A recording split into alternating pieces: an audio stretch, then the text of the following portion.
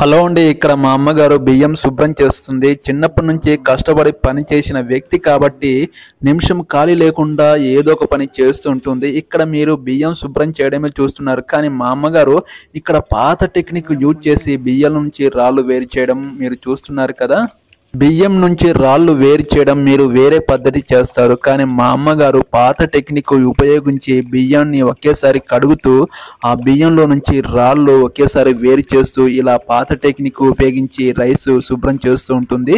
మీ ఇళ్లలో ఇలాంటి పద్ధతి మీరు చేయకపోవచ్చు. చాలామందికి ఈ పద్ధతి టెక్నిక్ అనేది తెలియకపోవచ్చు. కానీ మా అమ్మగారు ఈ పాత టెక్నిక్ యూజ్ చేస్తూ బియ్యాన్ని ఒకేసారి శుభ్రం చేస్తూ ఆ బియ్యం నుంచి రాళ్ళు కూడా ఒకేసారి వేరు చేయడం జరుగుతుంది. కాలం ఎంత మారినా మేము ఇప్పటికీ కట్టెల పొయ్యి మీద వండిన అన్నాన్ని మాత్రమే తింటాము. మాకు అదే ఆరోగ్యంగా ఉంటుంది, అందులోటి టేస్టీగా ఉంటుంది. మీ ఇళ్లల్లో ఎంతమంది కట్టెల పొయ్యి మీద అన్నం వండుకొని తింటున్నారు?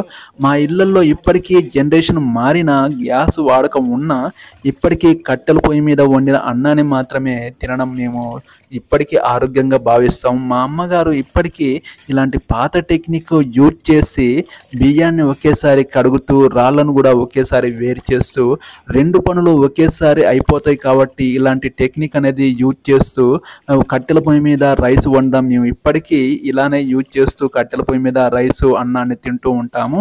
మనం పాత తరం నుంచి మన తల్లిదండ్రుల నుంచి పాత పద్ధతులు నేర్చుకుంటే ఇప్పటికీ మనకు ఆ పద్ధతులు సులువుగా ఉంటాయి. పాత పద్ధతులు చాలా టెక్నిక్గా సింపుల్గా ఉంటాయి. కానీ అవే మంచి పద్ధతులుగా ఇప్పుడు పాటిస్తే మాత్రం మనం ఆరోగ్యాన్ని మనమే కాపాడుకున్న వాళ్ళం అవుతాము. ఇలా ఒకేసారి రైస్ని శుభ్రం చేస్తూ రాళ్ళను వేరు చేయడం ఎంతమంది చేస్తున్నారో కామెంట్ సెక్షన్లో కామెంట్ చేయండి. నా ఛానల్ని సబ్స్క్రైబ్ చేయండి ప్లీజ్.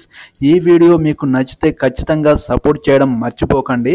మా అమ్మగారు నిమిషం ఖాళీ లేకుండా ఇప్పటికీ మా అమ్మగారు ఇంత వయసు వచ్చినా మా ఇంట్లో కట్టెల పొయ్యి మీద అన్నం వండడం మాత్రం మర్చిపోదు. ఇప్పటికీ ఇలాంటి పాత టెక్నిక్ ఉపయోగించి అన్నం వండడం ఎప్పటికీ మర్చిపోదు. మీరు ఎంతమంది చేస్తున్నారు?